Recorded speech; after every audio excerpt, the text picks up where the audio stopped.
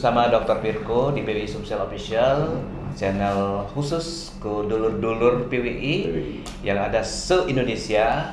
Ini masih hadir tamu istimewa kita yaitu Pak Husni Chandra dan Bu Greseli. Tadi Bu Greseli sudah menjelaskan berkaitan dengan tema kemudian pembicara yang terkait dengan Musda AI sehingga ada benang merah goal yang akan dicapai ya, berkaitan dengan bagaimana situasi penegakan hukum, pembangunan hukum saat ini yang memang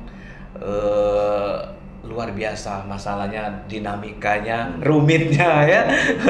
Tapi serumit-rumitnya ini sangat pada akhirnya selesai juga. Itu yang enaknya. Saya kembali ke Pak Husni Chandra, Pak Ican ini terkait dengan pencapaian pembangunan hukum. Karena saya lihat bahwa makin kesini masalah hukum makin banyak, kemudian ya penyelesaiannya juga kadang-kadang pendekatannya beda, bukan pendekatan siapa yang ini ya, siapa yang banyak uang dalam tanda kutip nanti ya, benar, nanti bisa diklarifikasi oleh Pak Ican. Silakan Pak Ican. Baik, kalau kita melihat konteks dalam proses penegakan hukum saat ini Indonesia, kalau kita katakan hari ini di zamannya Pak Jokowi ini semua dibuka. Mungkin karena dia tidak mau intervensi, jadi buka habis lah kira-kira gitu kan, apapun nggak ada lagi. Dan telanjang bulat aja lah kira-kira gitu kan. Mau jadi benar dibedah ya. Dibedah. Jadi nggak bisa kita sentuh karena apa? Yang ditakuti kan memang kekuatan media sosial, ya kan, expose dan sebagainya ini yang menjadi kawalan demokrasi yang saat ini bisa melihat seolah-olah saat ini kalau kita pandang soal penegakan hukum ini sudah ada di tataran perubahan. Tapi kalau dibuka semua sepertinya semakin parah, kira gitu. Iya. Ya, semakin parah. Kalau dulu mungkin tidak seperti itu karena tidak terbukanya informasi itu dibatasi dan sebagainya. Jadi kira-kira di situ Pak bahwa saya mengatakan bahwa hari ini makanya kalau saya dibilang oleh Grace tadi bahwa kalau advokat itu di dalam kegiatannya saat ini kita katakan dunia advokat sajalah yang mengatakan ini ya. Hari ini dunia advokat itu kalau dikatakan di Sumsel ini mungkin saat ini beda dengan tahun 97 kami menjadi 96 kami menjadi advokat, paling jumlahnya tidak lebih dari 200 orang. Dari jumlahnya? Dari jumlahnya, itu pun ada semua saat. Sekarang lebih dari 3.000 advokat. 3.000 dari 200. Iya, ya. Belum organisasinya. Ya kan gitu kan? Iya. Nah, saya katakan tadi sama Grace, ada yang tiba-tiba kita tidak tahu apa dia syariah hukum di mana, kapan PKPA atau ada advokat.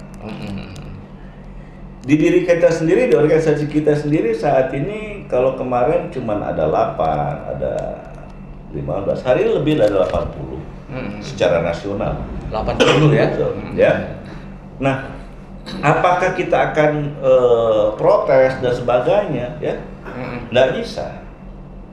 Demokrasi. Tapi kita tarik. Kalau istilah kami, udah, yang jelas yang kata terus tadi. Kita harus mengingatkan bagian dari profesi kita ini sekarang sedang terjadi seperti ini, ya, sehingga kita minta kepada pencari keadilan, bukan kami lebih baik, bukan kami jujur, bukan kami. Carilah secara cerdas, secara kritis, ya, advokat-advokat yang mereka yakini mampu memperjuangkan keadilan. Yang takut salah tunjuk. Nah kan? Iya. Lah bagus dunia advokat sekarang ini baik, kasarnya hari ini orang tetap melihat dunia advokat itu kalau pakai mengutip Shakespeare, dia mengatakan kalau kamu berjalan ya di tengah malam ya ataupun di siang hari atau duduk dalam berdiskusi, ada 4 orang yang duduk berhadapan dengan kamu, tapi semuanya mengancam semua, ya. Salah satunya tentara, satunya preman, misal satunya lagi orang yang punya uang, tapi satunya lagi adalah advokat. Maka yang harus kau selesaikan pertama adalah advokat. Bunuh advokat itu, karena dialah yang bisa menghancurkan ini. Kalau yang punya uang masih ada yang bisa diambil, tapi yang kalau punya senjata masih bisa diselesaikan. Tapi kalau yang punya masa masih, tapi kalau advokat ini bisa mengatur dan menjadi kacau semua ini, 3 ini. Shakespeare itu karena melihat dunia advokat pada saat itu begitu membuat kekacauan, ya kan? Iya. Ya. Tapi saat ini tidak. Kita melihat dalam konteks Kamarudin yang nanti kita akan hadirkan. Iya. Sekelas Kamarudin, ya, yang saat ini kita minta testimoni dalam perjuangan penegak advokat oleh beliau tanpa dibayar dia memperjuangkan anggota polisi terhadap institusi polisi. Mohon maaf, ya. Kalau kita katakan hari ini perjuangannya itu adalah memperjuangkan institusi polisi. Tapi hari ini sekelas Kamarudin juga dia tersangka hanya karena kasus SSN. Ya, kasus IT menyebarkan. Husni Chandra cuma pengacara di Palembang. Bergeserlah dikit, nyerang-nyerang, besok akan memeriksa. Akan lebih mudah mijek ke Husni Chandra. Kamarudin lewat, lah gagas hebat apapun. Nah ini yang harus kita perjuangkan. Okay. Makanya saya katakan, ya, undang-undang jelas, pasal 16 Undang-Undang 18 2003. Hari ini kita podcast, nanti Zoom meeting. Saya minta kepada Kamarudin, sudah kita telepon, kamu datang bilang, ya di Palembang. Hari ini kalau bisa jangan hadir, kamu harus bersurat dulu ke organisasi. Bahwa saya jelas menjalankan profesi advokat, tidak bisa langsung datang. Lembaga yang menetapkan tersangka juga harus memanggil yang bersangkutan lewat organisasi. Kira-kira begitu. Inilah semangatnya, bahwa kita ada semacam, kalau istilah kita sekarang itu, kekhawatiran yang mendalam tentang penegak hukum. Makanya saya katakan, saya ingin menulis sebagai profesi sekarang bergeser, ngambil ke Universitas Islam Raden Patah, ya, tentang peradaban, Pak. Apakah perilaku aparat penegak hukum seperti saya ini sudah mempunyai etik dan moral yang beradab? Makanya sekarang aku memang melihat Pak Dirkom nanti support, ya kan? Aku dari undang-undang tindak pidana korupsi, ya, S2 sistem pidana tidak korupsi, itu tesis aku. Sekarang aku bergeser ngambil, ini bukan berarti promo, ya, tentang korupsi dan budaya malu dalam peradaban Indonesia menuju kemari. Jadi kajiannya dari sisi peradaban, karena dari budaya, ya. Iya. Tadi aku pengen meluas dengan APRI, gala ada aja tuh agak ngenceng dikit dengan Dirkom soal kasus TNI Basarnas. Mohon maaf, Basarnas yang tak KPK. Saya bukan mengatakan ini, mungkin karena ketuanya adalah polisi. Kalau dalam azas dan teori undang-undang tindak pidana korupsi yang mengganti dari undang-undang 371 tentang tindak pidana korupsi yang sudah maju itu, seorang siapapun dia bisa menyentuh, mau dia oknum TNI mau polisi. Selama ini memang belum, apalagi TNI yang mengelola kegiatan sipil. Tiba-tiba ini ada permohonan maaf, ada yang miris buat kita. Ya, memangnya diatur apa tidak di undang hukum militer tentang tindak pidana korupsi? Ada. Tetapi kalau dia extraordinary yang menyangkut kepada kelembagaan, ancaman negara dan sebagainya, terhadap tindak pidana korupsi, tetap KPK punya hak. Ya. Nah, jadi kalau kita bicara tentang proses itu juga ada aturannya, ada sistem peradilan ada, ya. Nah, jadi sebenarnya ini juga kita masyarakat juga akhirnya dibodoh-bodohin, apa yang cuma boleh ditangkap korupsi ini cuma yang sipil saja, kan? Padahal undang-undang menjamin extraordinary lah. Tapi itu nanti kita diskusikan lebih lanjut, ya. Karena kenapa? Karena hari ini kita jaga. Ini yang paling aku baca sekarang itu, reformasi TNI itu udah benar, ya kan? Tapi kalau jangan hanya karena tindakan seperti ini, jangan kata ini, pasukan mudah merobohkan. Selama ini berarti mereka persekongkol. Kalau ada korupsi pasti lindungi, enggak? Kita kutip, Palangan ngomong dikit, nambahkan yang paling keren, ya.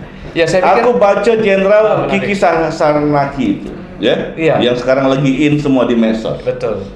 Republik ini sekarang sedang beramai-ramai menutupi aib, yang dia menangkap tentara yang memperkosa perempuan, tapi ada satu perempuan yang paling melawan dan dia berjuang habis sehingga dia compang-camping dan rusak mukanya.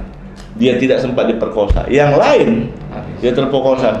Tentara hilang, ya kan? Dia ngomong, Aku yang bisa menjaga kehormatan perempuan, harga diri perempuan Indonesia. Tapi yang 20 ini tadi lah kena perkosa kan lo. Kalau ini yang si koinya hidup, aib kita terbuka, dibunuhlah perempuan ini. Inilah kondisi yang kita sekarang, adab peradaban kita ini yang akan dikhawatirkan. Kalau berjalan, kalau di medsos ya, sekarang trennya siapa yang rame. Yang si kok berjalan walaupun dia jujur benar, bertahan dengan kebenaran, ya tinggal tuh. Malah dibunuh. Ini sekarang yang kita ngeri, Pak. Jadi takut dikata kedak sama dengan wong. Jadi inilah sekarang. Jadi Pak Birkom secara politik itu ada teori azasnya, bagaimana menguji kebenaran, keabsahan demokrasi, kebebasan pendapat itu. Ada prinsip integritas. Betul. Nah, kita juga harapan bisa bersinergi tadi, balik di judul tadi.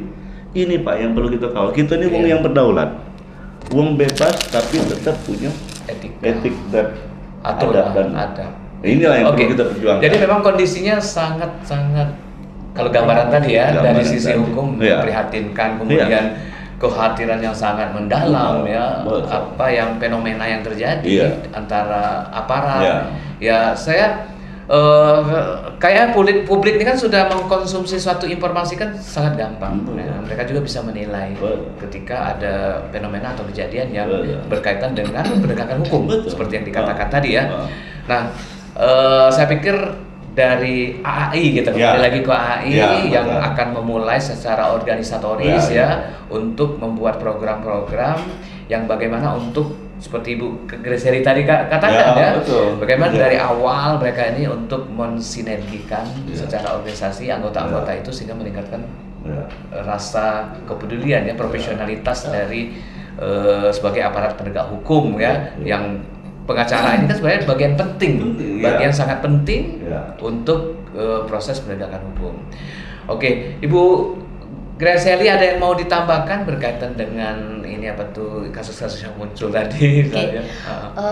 Kalau saya sepakat dengan Kak Husni Chandra agak mengagetkan, mengalami kemunduran. KPK yang tadinya kita anggap sebagai super body tiba-tiba mengatakan permohonan maaf. Saya pikir ini ada gempa bumi kah gitu.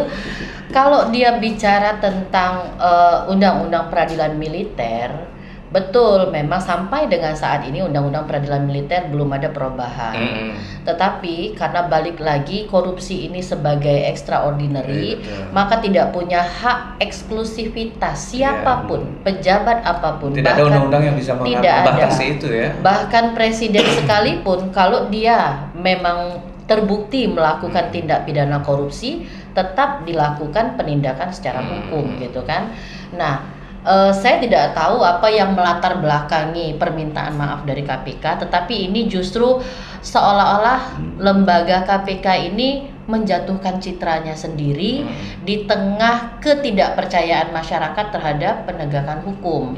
Padahal kalau misalnya dia tetap berpedoman pada Undang-Undang 3199 bahwa itu tidak ada halangan, judulnya kan barang siapa. Kalau barang siapa itu siapapun baik itu pejabat, baik itu dia kontraktor ataupun dia orang sipil, dia selagi memang bisa dibuktikan melakukan tindak pidana korupsi, maka pasal itu menjadi pasal yang saklek untuk artinya tidak ada undang-undang atau konstitusi yang bisa membatasinya. Tidak ada. Undang-undang berkaitan dengan penanganan tindak pidana korupsi. Betul, seperti itu. Betul. Tinggal bagaimana teknisnya nanti. Mereka kan ada yang orang sipil juga, dan sampai dengan saat ini peradilan koneksitas itu masih berlaku. Artinya penegakan hukum kita tergantung dari ininya juga ya. Kesepakatan ya. Nah itu tadi ya saya bilang law by order ya. Bagaimana hukum itu diciptakan untuk memenuhi kebutuhan dari sekelompok masyarakat atau sekelompok orang, dan bagaimana aparat penegak hukumnya terkait dengan peradaban tadi, apakah tetap pada azasnya atau justru bergeser pada konsumerisme atau materialistisnya gitu. Apakah itu terjadi semua ke orang-orang hampir di semua lini kalau kita lihat saat ini. Mungkin ini perubahan ke depan itu kita harus yakin optimis akan terjadi perubahan. Terus apakah kita ini berpengaruh untuk perubahan? Mungkin kita hanya sebagian debu dari perubahan. tapi yakin kalau istilah kita ya apapun namanya dengan nawa itu yang baik, kalau kita berjuang dalam sisi itu, setidaknya niat baik itu akan tumbuh dan berkembang menjadi bibit kebaikan. Iya. Siap. Kira-kira mah itulah Siap. Pak Jadi dengan Dr. kondisi Pirko. hukum yang Iya. memprihatinkan, jadi masing-masing personal orang akan melakukan Harus perbuatan yang Iya. baik. baik. Mudah-mudahan akan ada perbaikan-perbaikan. Iya. Seperti itu Insya ya. Allah. Ya, oke, sahabat-sahabat PWI masih bersama Dr. Pirko. Saya ingin meminta statement closing Ya, closing betul. dari narasumber berkaitan dengan dua tema yang kita lakukan yang saling berkaitan. Yang pertama Musda AI dan yang kedua berkaitan kasus-kasus hukum kekinian Ya. yang ternyata memang kalau kita bedah kulitin lagi Ya. banyak sekali masalah ya. Betul. Ya. Dan ngeri-ngeri sedap. Ngeri-ngeri sedap itu. Untuk closing statement saya silakan dulu ke Pak Ketua dulu. Ya. Silakan. Baik, yang pertama kami mengucapkan sukses podcast dari PWI Sumsel dengan Ketua Dr. Pirko. Keren ya. Yang kedua kami tentunya terima kasih. Kami mohon doa melaksanakan pelaksanaan pelantikan DPCI Sumsel ini berjalan baik dan terpilih Ketua DPDI Sumsel ke depan menjadi lebih baik dari pengganti kami. Oke. Dari kami. Terima kasih.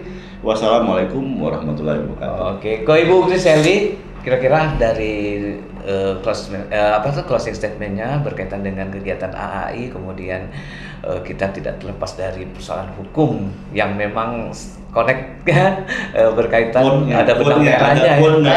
Silakan Bu. Iya. Terima kasih Pak Firdaus Komar. Harapan kami ke depan semoga AAI semakin solid dan semakin memberikan kontribusi yang positif untuk masyarakat sekaligus bisa bersinergi dengan jurnalis dalam hal pembangunan hukum dan memberikan kemanfaatan hukum bagi semua masyarakat. Insya Allah mudah-mudahan karena ini momennya momen politik, Sumsel menjadi lebih aman, lebih damai. Amin. Dan tidak menjadi zona merah pada saat pemilu nanti. Ya. Oke, tetap dulur-dulur PWI masih di channel PWI Sumsel Official ya bersama Dr. Pirko, channel khusus membahas berbagai kompleksitas masalah-masalah yang terjadi termasuk seluruh secara nasional. Kita akhiri dulu dialog pada hari ini. Terima kasih kepada narasumber istimewa, tamu istimewa kami pada hari ini yaitu Pak M. Husni Chandra SHM Hum Ya. dan Griseli SHMH sudah hadir di studio khusus PWI Sumsel pada hari ini. Kami ucapkan terima kasih. Wabillahi taufiq wal hidayah. Wassalamualaikum warahmatullahi wabarakatuh. Waalaikumsalam. Mudah-mudahan setelah kami di sini besok Rame podcast Junda. ini tambah rame. Amin. Hai, kita mela menang. Virus kebaikan.